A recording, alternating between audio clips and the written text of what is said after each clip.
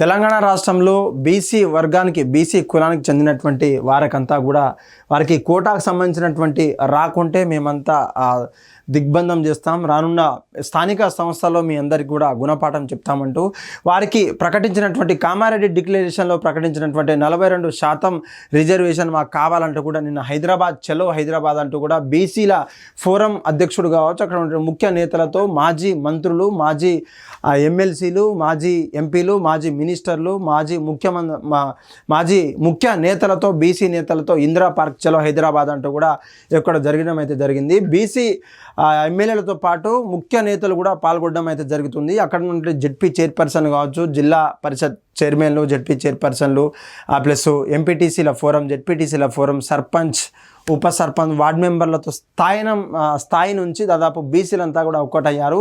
ఈ యొక్క కాంగ్రెస్ మాట ఇచ్చిన తర్వాత ఆ యొక్క మాట నిలుపుకోకపోతే రానున్న స్థానిక సంస్థల్లో మిమ్మల్ని బొందబెట్టేటువంటి ప్రయత్నం చేస్తామంటూ కూడా నిన్న హైదరాబాద్ కేంద్రంలో ఉన్నటువంటి ఇందిరా పార్క్లో వాళ్ళు ధర్నా అయితే చేయడం అయితే జరిగింది. చూడొచ్చు, బీసీ కోటా రాకుంటే కొట్లాటే, కాంగ్రెస్ సర్కారు బీసీ నేతల హెచ్చరిక, మోసం చేస్తే కాంగ్రెస్కు మరణ శాసనం ఖాయం, దేశంలో బీసీలకు ద్రోహం చేసిందే హస్తం పార్టీ, 42% కోటాకు చట్టబద్ధత కల్పించాల్సిందే, లేదంటే కాంగ్రెస్ సర్కారు బీసీలే బుద్ధి చెప్తారంటూ కూడా ఈ యొక్క వార్త జరుగుతుంది. శాసనమండలిలో ప్రతిపక్ష నేత సిరికొండ ఆగ్రహం వ్యక్తం చేశారు. ఇందిరా పార్క్ వద్ద బీసీపీఎఫ్ మహాధర్నా కూడా నిన్న సక్సెస్ అయిందని చెప్పాలి. దాదాపు 5,000 నుంచి దాదాపు 15,000 మంది వరకు అయితే అక్కడ రావడం అయితే జరిగింది. ముందు మార్నింగ్ సెషన్ చూసుకుంటే ఒక 5,000 6,000 మంది, తర్వాత మధ్యాహ్నం 11-12 తర్వాత ప్రత్యక్షంగా మా హెడ్ టీవీ కూడా కవర్ చేసిందల్లా అక్కడ ఉన్నటువంటి భారీ బందోబస్తు పోలీసుల సహాయంతో కూడా వారిని కంట్రోల్ చేసేటువంటి పరిస్థితి. ఆ యొక్క ఆవేదన, ఆ యొక్క బాధ మనకు చెప్పరాని వర్ణాతీతం అని చెప్పుకోవచ్చు. హాజరైనటువంటి మేధావులు, ప్రజా సంఘ నాయకులు, అక్కడ ఉన్నటువంటి ప్రజా సంఘ నాయకులు కూడా హాజరైనటువంటి పరిస్థితి.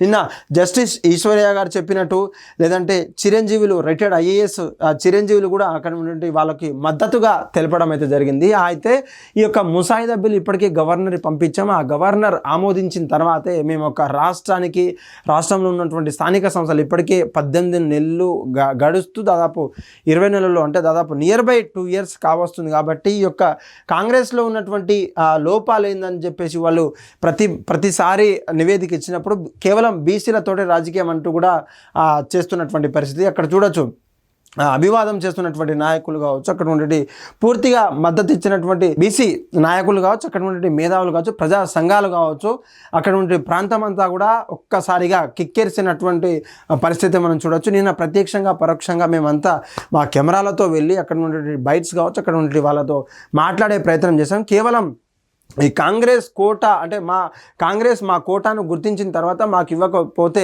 ఈ యొక్క కాంగ్రెస్ని భూస్థాపితం చేస్తామంటూ కూడా వాళ్ళు బెదిరిస్తున్నటువంటి పరిస్థితి. ముఖ్యంగా బీసీ మహిళా నాయకులు అయితే ఎవరైనా ఉన్నారో వాళ్ళకు సప్లైలు కావచ్చు, నిధులు కావచ్చు, వారికి కేటాయించాల్సినటువంటి బీసీ మహిళా నాయకత్వం కూడా మర్చిపోయారంటూ కూడా వారు ఆగ్రహం వ్యక్తం చేస్తున్నటువంటి పరిస్థితి.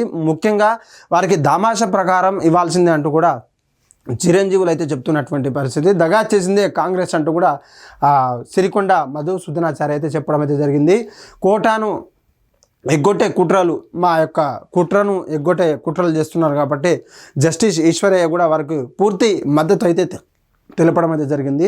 కాంగ్రెస్లో ఉన్నటువంటి ముఖ్య నాయకులు ఎవరైతే బీసీలు ఉన్నారో మాకు ప్రత్యక్షంగా పరోక్షంగా సహాయం చేయాలంటూ కూడా వాళ్ళకి చెప్పడం అయితే జరిగింది. నిన్న మీరు చూసుకోవచ్చు, ఈ యొక్క ముసాయిదా బిల్లు కూడా ఇప్పటికే గవర్నర్కు ముసాయిదా బిల్లు మేము పంపించాం.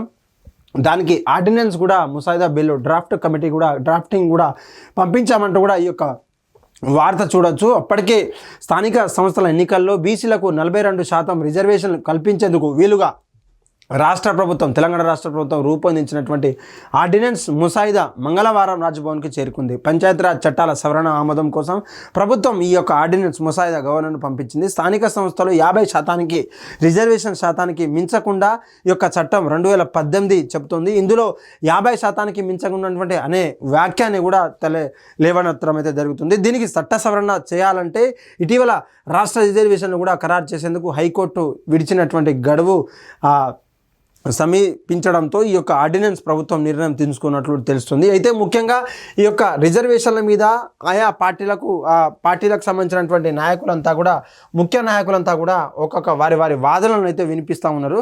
చూడొచ్చు బీజేపీ నుంచి బండి సంజయ్ ఏమంటున్నారు, బీసీల్లో ముస్లిం రిజర్వేషన్ తొలగిస్తే మాత్రమే కేంద్రాన్ని మేము ఉపజెప్తాం, కేంద్రంతో మేము మాట్లాడి ఉపజెప్తామంటూ కూడా చెప్తున్నటువంటి పరిస్థితి.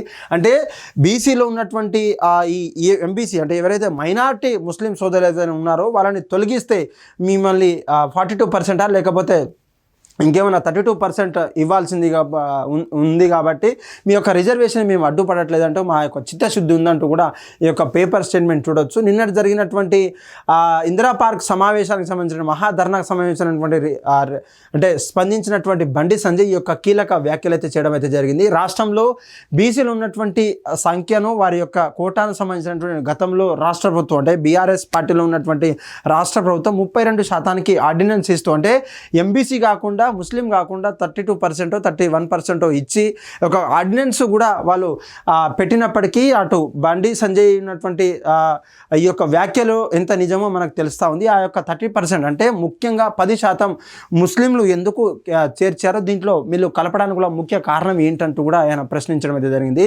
గతంలో బీఆర్ఎస్ ఇచ్చినటువంటి ముసాయిదా బిల్లును కూడా అక్కడ సుప్రీంకోర్టు కావచ్చు హైకోర్టు కావచ్చు కొట్టేలా కేసు పెట్టి మరి ఈ యొక్క కాంగ్రెస్ ఫోరంలో ఉన్నటువంటి ముఖ్య నాయకులు స్వప్నారెడ్డి కావచ్చు ఇంకేమన్నా ఓబీసీలో ఉన్నటువంటి ఈ యొక్క రిజర్వేషన్కి ప్రతిపాదన మేము అడ్డు అంటూ కూడా ఆ యొక్క కోర్టుకు వెలిచినటువంటి పరిస్థితి. అప్పుడు తెలియలేదా ఈ యొక్క కాంగ్రెస్ పనితనం ఏంటో, కాంగ్రెస్లో ఉన్నటువంటి నాయకులు కావచ్చు అక్కడ ఉన్నటువంటి సర్పంచ్ల ఫోరంల అధ్యక్షులు కావచ్చు వాళ్ళే వెళ్ళారు కాబట్టి ఇప్పుడు ఈ కపట ప్రేమ ఎందుకు, ఈ యొక్క ముస్లింల పైన కావచ్చు బీసీల పైన మీ యొక్క కాంగ్రెస్ ప్రభుత్వం చిత్తశుద్ధి ఉంటే బేజప్తాగా ఇవ్వాలంటూ కూడా వాళ్ళు చెప్తున్నటువంటి పరిస్థితి చూడొచ్చు. మంగళవారం సిరిసిల్ల పట్టణంలో ఎమ్మెల్సీ అంజరెడ్డితో కలిసి జిల్లాలోని ప్రభుత్వ పాఠశాలలో ఈ యొక్క తరగతి విద్యార్థులు పరిశీలించినటువంటి తాను కొంత సైకిళ్ళు పంపిణీ చేశారు. అనంతరం బండి సంజయ్ మీడియాతో మాట్లాడుతూ రాష్ట్రంలో 51 ఉన్న బీసీలను 32% రిజర్వేషన్ అమలు చేస్తామంటూ కూడా ఉన్న ఆ పరిస్థితిని ఉన్న 12% ఉన్నటువంటి ముస్లింలు 10% రిజర్వేషన్ అమలు చేయడం తగదు. అంటే 12% ఉన్నటువంటి ముస్లింలకు 10% ఎందుకు, 51% ఉన్నటువంటి బీసీలకు 32% ఎంతవరకు సమంజసమంటూ కూడా చెప్తున్నటువంటి పరిస్థితి. కేంద్రం బీసీలకు 27% రిజర్వేషన్ అమలు చేస్తుంది ఇప్పటికే, కానీ కాంగ్రెస్ పెంచేది మాత్రం కేవలం 5% మాత్రమే అంటూ కూడా చెప్తుంది. ఈడబ్ల్యూఎస్ రిజర్వేషన్లను కూడా ముస్లింలు లబ్ధి పొందుతున్నారు. ఇప్పటికే పూర్తిగా 42% బీసీలకు అమలు చేస్తాం, కానీ వెంటనే ఆ బిల్లులో నుంచి ముస్లింలను తొలగిస్తే 10% ఎవరైతే ముస్లింలు ఉండే తొలగిస్తే వారి యొక్క ప్రతిపాదన మేము కేంద్రంతో మాట్లాడతామంటూ కూడా దగ్గరుండి మాట్లాడతామంటూ కూడా మిమ్మల్ని స్వాగతిస్తామంటూ కూడా బండి సంజయ్ చెప్పడం అయితే జరిగింది. అయితే నమస్తే తెలంగాణ కావచ్చు ఈ యొక్క ఈనాడు కావచ్చు ఆంధ్రజ్యోతి కావచ్చు కేవలం బీసీ రిజర్వేషన్ల చుట్టూ వార్తలు రాస్తున్నప్పటికీ ఈ యొక్క బీసీ రిజర్వేషన్ ముసాయిదా బిల్ ఇప్పటికే గవర్నర్ పంపించిన అది వస్తుందా రాదా, లేకపోతే ఈ యొక్క సెప్టెంబర్ వరకు హైకోర్టు నిబంధన ప్రకారం దాదాపు హైకోర్టు చెప్పినటువంటి ప్రకారం ఈ యొక్క ఏదైతే స్థానిక సంస్థలు ఎంపీటీసీ కావచ్చు జెడ్పీటీసీ కావచ్చు సర్పంచ్ కావచ్చు జిల్లా చైర్పర్సన్లు ఎవరైతే ఉన్నారో ఆ యొక్క స్థానిక సంస్థలు ఎన్నికలు రావాలి, ఎన్నికలు పూర్తి కావాలి. ఇప్పటికే పట్టణాల్లో కావచ్చు అక్కడ ఉన్న ప్రాంతాల్లో గ్రామీణ పట్టణ ప్రాంతాల్లో అంతా టౌన్లలో డెవలప్మెంట్ ఆగిపోయాయి, ఎవరికి ఏం నిధులు ఇవ్వాలో తెలియడం లేదంటూ కూడా ఆగ్రహం వ్యక్తం చేసింది. ఈ యొక్క ఆగ్రహం వెనుకాల ఎంతటి ఈ రాజకీయం మనకు తెలుస్తూ ఉన్నది. ఇటు బీసీ రిజర్వేషన్ సంబంధించినటువంటి కాంగ్రెస్ కావచ్చు, ఇటు బీసీలకు సపోర్ట్ చేసేటువంటి బీసీల ఫోరంకి సపోర్ట్ చేసేటువంటి కొంత ముఖ్య నేతలతో బీఆర్ఎస్ నాయకులు కావచ్చు కేవలం బీసీల మీద ప్రేమే ఈ యొక్క బీసీలను 10% మిమ్మల్ని కలుపుతున్నటువంటి ముస్లింల పైన ఈ యొక్క బీజేపీ వాళ్ళ కోపం అసలు ఈ యొక్క పంచాయతీ ఎప్పుడు తేలుతుంది, లేదంటే వాళ్ళకు ఈ యొక్క రిజర్వేషన్ అంటే ఈ యొక్క 42% రిజర్వేషన్ దాదాపు ఈ స్థానిక సంస్థల్లో రానుంది వద్దా, వాళ్ళకు కావాలా వద్దా అంటూ కూడా కొందరు కొమ్ము కాస్తున్నటువంటి పరిస్థితి ఉంది. కొంతమంది ఎమ్మెల్యేలకు కావచ్చు అక్కడ ఉన్న స్థానిక నాయకులకు కావచ్చు కొమ్ము కాస్తున్నటువంటి పరిస్థితి చూస్తే కొంతమంది ముఖ్య నేతలు ఎమ్మెల్యే మినిస్టర్లకు కొమ్ము కాసేటువంటి పరిస్థితి. ఈ యొక్క బీసీలలో కూడా ఒక్క తాటి మీద రాకుండా ఈ యొక్క అనేక ఆర్గనైజేషన్ పేరు మీదట అక్కడక్కడ సోషల్ మీడియాలో కావచ్చు ఈ యొక్క పాత్రికేయ మిత్రులతోటి అంటే ఎలక్ట్రానిక్ ప్రింట్ మీడియాతోటి వారి ఇష్టం సారు గవర్నమెంట్కి యాంటీగా గవర్నమెంట్కి ప్రోగా కాన్స్గా ఒక వారికి స్టేట్మెంట్ తోచిన స్టేట్మెంట్ అయితే ఇవ్వడం జరిగింది. ఎక్కడెక్కడ మహాధర్నాలు నిరసన కార్యక్రమాలు కూడా చేపడుతున్నాయి.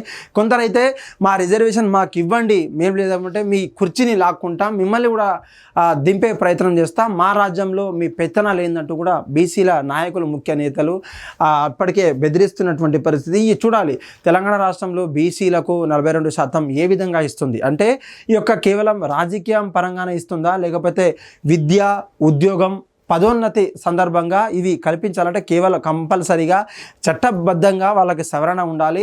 తెలంగాణ రాష్ట్రంలో ఉన్నటువంటి బీసీలకంతా కూడా ఈ యొక్క చట్ట సవరణ అంటే 9వ షెడ్యూల్లో తమిళనాడు రాష్ట్రంలో ఉన్నటువంటి షెడ్యూల్ మా యొక్క రిజర్వేషన్ మేము అమలు చేస్తామంటూ కూడా జయలలిత ఎటువంటి పకడ్బందీగా ప్లాన్ చేసిందో కేంద్రంతో మాట్లాడి ఆ రోజు పివి నరసింహ గారు రావు గారితో ప్రైమ్ మినిస్టర్ ఉన్నప్పుడు వాళ్ళతో ఎంతమంది ఎమ్మెల్యేలు కావచ్చు అఖిలపక్షాన్ని భేటీ అయ్యి అఖిలపక్ష మిత్రులతో కలిసి ఎటువంటి కార్యాచరణ రూపొందిందో ఈ యొక్క కార్యాచరణను సీఎం రేవంత్ రెడ్డి ఎత్తుకుంటాడా, లేదంటే వీళ్ళందరినీ కూడా కూడబెట్టుకొని ఢిల్లీలో ఉన్నటువంటి మకాబ్ చేయబోతున్నారు, ఈ యొక్క పాలనంతా కూడా ఢిల్లీలో నుంచి చేయబోతున్నారా అది చూడాలి. తెలంగాణ రాష్ట్రంలో బీసీలకు న్యాయబద్ధంగా 42% ఇవ్వాల్సిందిగా మేము కూడా కోరుకుంటూ, అందులో బీసీలో ఉన్నటువంటి ఎంబీసీ అంటే ఎవరైతే ముస్లింలు ఉన్నారో 10% వాళ్ళకు తెరిస్తే తప్ప మేము రిజర్వేషన్ని అమలు చేయము, మా కేంద్రంతో మాట్లాడే బాధ్యత మాదంటూ కూడా ఇక్కడ ఉన్నటువంటి ముస్లిం సోదరులకు ఆపోజిట్గా ఈ యొక్క బీజేపీ కార్యకర్తలు, బీజేపీ నాయకులు, బీజేపీ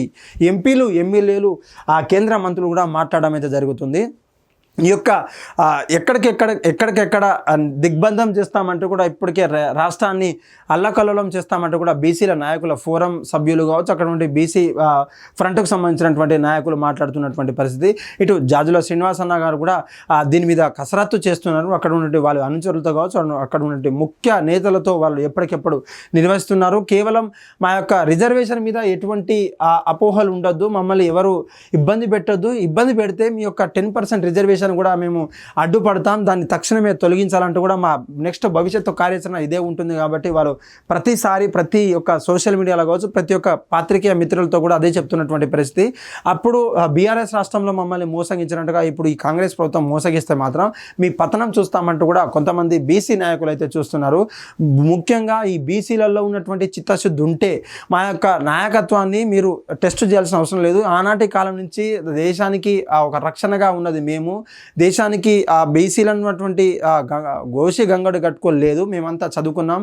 బాబాసాహెబ్ అంబేద్కర్ వల్ల, జ్యోతిరావు పూలే వల్ల, సర్వాయి పాపన్న చాకలి ఏలమ్మ రక్తం మాలో ఉందంటూ కూడా వాళ్ళు ఎప్పటికెప్పుడు చెప్తున్నటువంటి పరిస్థితి. ఆ యొక్క రోజులు వెనుకకు రావద్దంటూ కూడా వాళ్ళు చెప్తున్నటువంటి పరిస్థితి.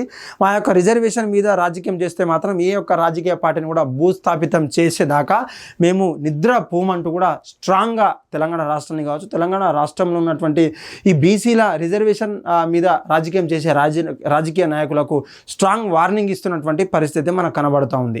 హిట్ టీవీ యాప్, ఇందులో short news, live news, entertainment shows, movies, digital magazines తో పాటు మీ జిల్లా వార్తలను కూడా ఫ్రీగా చూడొచ్చు. ఇంకెందుకు ఆలస్యం, వెంటనే హిట్ టీవీ యాప్ ని డౌన్లోడ్ చేసుకుని ఫ్రీగా ఎంటర్టైన్మెంట్ పొందండి. Hit TV app, hit TV app, please download hit TV app. Hit TV app ని ఫ్రీగా డౌన్లోడ్ చేసుకుని ఎంజాయ్ చేయండి. మీకు నచ్చిన ఎంటర్టైన్మెంట్ కోసం హిట్ టీవీ యాప్ ని ఫ్రీగా డౌన్లోడ్ చేసుకుని ఎంజాయ్ చేయండి. హిట్ టీవీ యాప్ ని డౌన్లోడ్ చేసుకుని ఆస్వాదించండి, ఆశీర్వదించండి. ఇంతమంది సెలబ్రిటీలు హిట్ టీవీ యాప్ ని డౌన్లోడ్ చేసుకోండి అని చెప్తున్నారంటే ఎంత మంచి యాప్ ఆలోచించండి. అమెరికా అమెరికా అమెరికా అమెరికాలో చదవాలనుకునే వాళ్ళకి విశ్వసనీయమైన పేరు మన శౌర్య కన్సల్టెన్సీ. UK లో 1 year masters, UK లో 1 year masters, 2 years work permit up to 5 years visa. Contact Saurya Consultancy. Contact 89851 89851.